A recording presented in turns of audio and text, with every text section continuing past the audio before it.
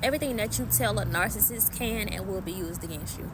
And I'm talking about everything. I ain't talking about some things, everything. If you tell them about your problems in your family, how your family really don't care about you, or they don't really support you like that, they finna use that to their advantage, okay?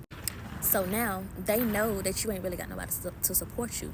They know you ain't got nobody to run back to when they start abusing you. They know that you trying your best to get away from your toxic family and you want something new, something different. And so they gonna get you under their control. They gonna get you in with them, in cahoots with them, in their environment, and they gonna abuse you so bad. Mentally, physically, financially, emotionally, spiritually, they're gonna abuse you. And when they do this, they know that, okay, you ain't got nowhere to go. So where you gonna go? You ain't got no choice but to depend on me. And so they know you gonna stay to deal with their mess. This is why they reel you in with that niceness, that sweetness, that love bomb in the beginning, so that you can trust them, basically. When you finally start to trust them and you get comfortable with them, comfortable around them, that's when the abuse started happening. That's when the mask started to slip. That's when they started turning into something completely different than what you saw in the beginning. And so when you see that and when you call it out, they're gonna make you think you crazy. Oh, it didn't, you remembering things wrong. I didn't do that. That wasn't my intentions.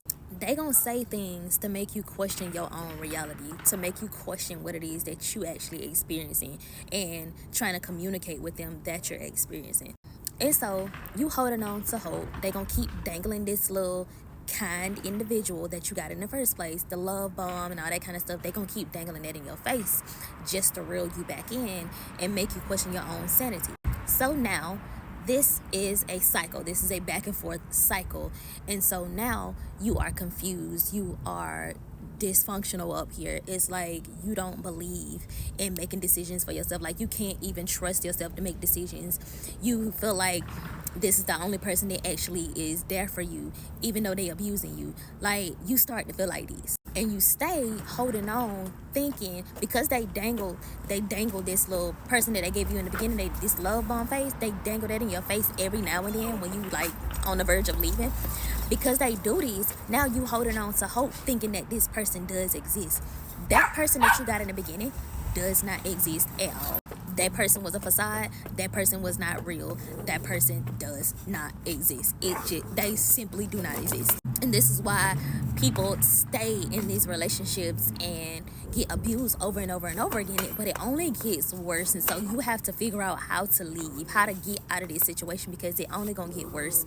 Like if this person can make you think that you're crazy, or if they can mentally, verbally, financially, if they can abuse you any kind of way, baby, they can physically abuse you, and you can end up somewhere 6 feet deep if you don't leave this person. They don't care about themselves, so why you think they care about you? They only care enough to keep you in their life because the favor of God is on your life. You have something big that is on your life, and you're responsible for sharing it with the world. And so the enemy is going to send one of his minions into your life to stop you, to block you, to delay you, to distract you, to derail you from even getting on your path, to block you from where it is that God is trying to take you. You're supposed to be doing something big in your life. You're supposed to be doing something huge, but you caught up with the narcissist that keep manipulating you, that's got you under his control. He's gaslighting you and taking things from you and hiding things from you, and you thinking you crazy, you thinking you misplacing stuff, but actually it's the narcissist. No, baby, listen, that narcissist does not want to see you successful. The narcissist is jealous of you, can't stand you, secretly hate you. It's the enemy. The enemy is threatened by anybody that's carrying a gift, that's carrying light on the inside of them. So of course he finna use and abuse you. And if you don't get out, if you don't leave before it's too late, listen, that love bombing is fake. I'm telling y'all this from my own experience.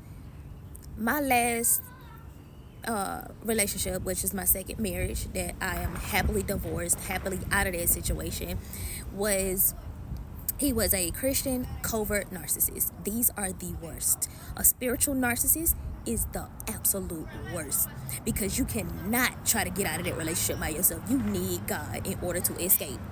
And baby, when I tell you I escaped for good, I escaped the narcissistic trap for good, because it's something that I've dealt with my entire life. I finally escaped for good when I chased after God, when I built my relationship with God, when I started seeking God 100% wholeheartedly. I got serious about my relationship with God, and that's how I escaped. You can't get out of this situation on your own. You can try, but guess what? You're going to keep on returning every single time. Even if it's not the same person, you're going to meet the same demon in a different body if you don't get delivered from that mess, if you don't seek God so that he can show you what it is that you're missing. So understand that you telling all your business to a narcissist is going to be used against you. So stop telling the narcissist everything. Stop telling them all your business. Stop telling them what's going on with you. Stop telling them what you're thinking. Stop telling them what's in your head. Stop telling them what you're planning. Stop telling them what's wrong with you. Go to God, because that's what the narcissist want to be anyway. The narcissist want to be your God. He want to get in the way of your relationship with God. This happened to me. Okay, so I'm speaking from my own experience, not from something that I don't read out of a book. The narcissist wants to be your God. The narcissist wants you to idolize him. And listen, our reward for idolatry is that narcissistic relationship that we end up in. If you don't get out, if you don't ask God to set you free from that idolatry, if you don't repent, renounce, denounce, and get out of agreement with idolatry, come out of agreement with it and let go and let God, baby, you're gonna be stuck in that demonic cycle, that demonic trap for the rest of your life if you do not get out. You can get out.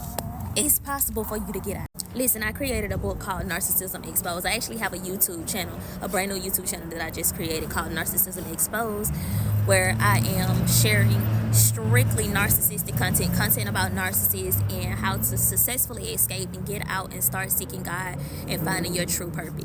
Find it in the link in my bio. It's called Narcissism Exposed. Educate yourself, okay? Find out what it is that you're dealing with and how to deal with it. And this is a book that I created from a faith-based standpoint. It's got scriptures in there to keep you encouraged. It's got prayers in there. It's got everything that you need in there to get out of your situation, baby. You got to get out, because you have a calling on your life. You have a purpose in this life. And your purpose, your assignment is not being locked up in a prison cell with a narcissist. I love y'all so much, which is why I share this content, because I care about all of y'all.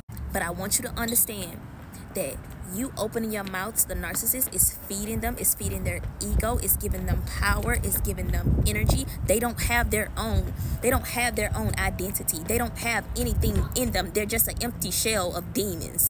Dark forces are literally operating in and through these people. God is not the author of confusion. He gives us peace. He gives us clarity. God does not give us the spirit of fear. He gives us the spirit of power, love, and a sound mind. So if there is anything or anybody in your life causing chaos, confusion, dysfunction, disrupting your peace, listen, it is not sent from God. It is sent strictly from the enemy. Find out what it is you're dealing with so that you can get out. And this is a matter of life or unaliving. Get serious about your life. Get serious about your relationship with God, so that you can start walking in who it is that God called you to be. Stop playing with your life, because the devil ain't playing with you. I love you.